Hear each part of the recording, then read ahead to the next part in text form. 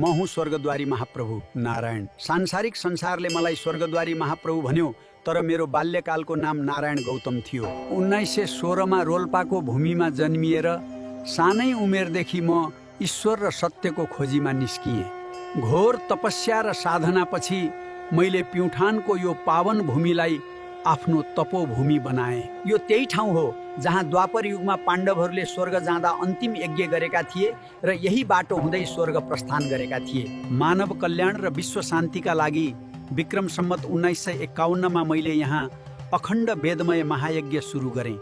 र गौरवको कुरा, त्यो समयदेखि बलिरहेको यो अग्निको थुप्रो आज 130 वर्षभन्दा बढी भइसक्दा पनि निभेको छैन। यो धुनीको खरानीमा अनौठो दैवी शक्ति छ।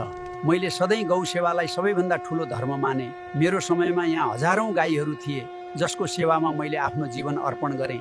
आज पनि यहाँका गाईहरूमा त्यही दिव्य अंश बाँकी छ। यदि तपाईको मन अशान्त छ, जीवनका पाठहरू अल्झिएका छन् भने एकपटक प्युठानको यो स्वर्गको द्वारमा पाइला टेक्नुहोस्। यहाँको हावामा वेदको ध्वनि छ, माटोमा साधनाको शक्ति छ। म सधैँ यही छु। नारायण।